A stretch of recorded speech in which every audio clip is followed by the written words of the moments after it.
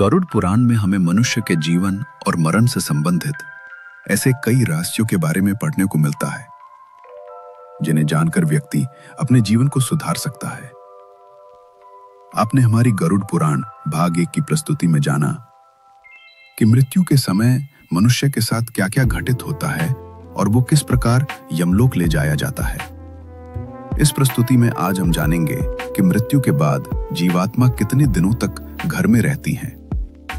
हमारे धर्मशास्त्रों में इस संदर्भ में क्या-क्या वर्णित किया गया है, वो सब आज हम बताएंगे। गरुड़ पुराण वैष्णव संप्रदाय से संबंधित है और इस पुराण के अधिष्ठाता देव सृष्टि के पालनकर्ता भगवान विष्णु हैं। आपने हमारी प्रस्तुति गरुड़ पुराण भाग 1 में देखा कि कैसे यमदूत उस जीवात्मा को यमलोक ले जाते हैं। वो जीवात्मा 24 घंटों के पश्चात पुनः वापस आती है और 24 घंटों के दौरान जीवात्मा को उसके संपूर्ण जीवन का लेखा जोखा दिखाया जाता है, जिसमें यह आकलन होता है कि अपने जीवन काल में इस जीवात्मा ने कितने पाप और पुण्य किए हैं। इसके पश्चात आत्मा को फिर उसी घर में लाया जाता है जहां उसने अपने शरीर का त्याग किया था और 13 दिन तक वह जीवात्मा वही अपने परिवार के बीच रहती है। मोह वासना से भरी वह जीवात्मा बार बार अपनी देह में प्रवेश करने का प्रयास करती है, किंतु यमदूतों के पाश द्वारा बंध जाने से वह कुछ भी करने में असमर्थ हो जाती है। वह अपने परिवार, रिश्तेदार व मित्रों को उसकी मृत्यु का शोक मनाते देखती है। वो उन्हें चुप कराने का प्रयास भी करती है, परंतु उसकी उपस्थिति का ज्ञान किसी को नहीं होता। फिर वो अपने सामने स्वयं के मृत शरीर को देखती है और भूख प्यास से जोर जोर से विलाप करते हुए रोने लगती है। इसके साथ साथ गरुड़ पुराण में यह भी बताया गया है कि मनुष्य पुण्य कर्म तो करता है, परंतु उसके पुण्यों की संख्या उसके द्वारा किए गए पापों से कम होती है। अर्थात मनुष्य पुण्यों की अपेक्षा पाप अधिक करता है। इसके समाधान स्वरूप मृत्यु के पश्चात पिंड दान करना आवश्यक बताया गया है। 10 दिनों तक जीवात्मा के उद्देश्य से पुत्रगण पिंड दान देते हैं।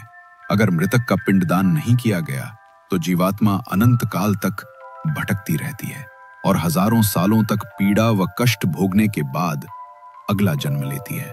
प्रतिदिन दिए जाने वाले पिंड के 4 भाग हो जाते हैं। उसके 2 भाग से मृतक का शरीर बनता है, तीसरा भाग यमदूत ले लेते हैं और चौथा भाग मृतक को खाने के लिए मिलता है। 9 दिन रात में प्रेत पुनः शरीर युक्त हो जाता है। शरीर बन जाने पर 10वें पिंड से प्राणी को अत्यधिक भूख लगने के कारण आहार रूप में प्राप्त होता है। गरुड़ पुराण के अनुसार 10 दिन तक दिए जाने वाले पिंड दान में विधि, मंत्र, स्वधा, आवाहन और आशीर्वाद का प्रयोग नहीं होता है। केवल नाम तथा गोत्र से पिंड दान किया जाता है। मृतक का दाह संस्कार हो जाने के पश्चात पुनः शरीर उत्पन्न होता है। मृत व्यक्ति के जल जाने पर पिंडदान द्वारा उसे 1 हाथ लंबा शरीर प्राप्त होता है, जिसके द्वारा वो प्राणी यमलोक के मार्ग में अपने शुभ अशुभ कर्मों को भोगता है। पहले दिन जो पिंडदान दिया जाता है उससे मूर्धा, दूसरे दिन के पिंडदान से ग्रीवा और दोनों स्कंद बनते हैं। तीसरे दिन के पिंडदान से हृदय व चौथे दिन के पिंडदान से पृष्ठभाग उत्पन्न होता है। 5वें दिन के पिंडदान से नाभि, 6ठे दिन के पिंडदान से कट प्रदेश, 7वें दिन के पिंडदान से गोय भाग, 8वें दिन के पिंडदान से उरु, 9वें दिन के पिंडदान से तालू व पैर और 10वें दिन के पिंडदान से क्षुधा की उत्पत्ति होती है। जीवात्मा शरीर प्राप्त करने के पश्चात भूख से पीड़ित होकर घर के द्वार पर रहता है। 10वें दिन जो पिंडदान होता है उसमें मृतक का प्रिय भोजन बनाकर देना चाहिए, क्योंकि शरीर निर्माण हो जाने पर मृतक को अत्यधिक भूख लगती है। प्रिय भोज्य पदार्थ के अतिरिक्त अन्य किसी भोजन का पिंडदान देने से उसकी भूख दूर नहीं होती है। 11वें और 12वें दिन प्रेत भोजन करता है। मरे हुए स्त्री पुरुष दोनों के लिए प्रेत शब्द का उच्चारण करना चाहिए। उन दिनों दीप, अन्न, जल, वस्त्र जो कुछ भी दिया जाता है उसको प्रेत शब्द के द्वारा देना चाहिए, जो कि वो मृतक के लिए आनंददायक होता है। 13वें दिन पिंडज शरीर धारण करके भूख प्यास से पीड़ित वो प्रेत यमदूतों के द्वारा मापथ पर लाया जाता है और यहां से इसकी यमलोक की यात्रा आरंभ होती है।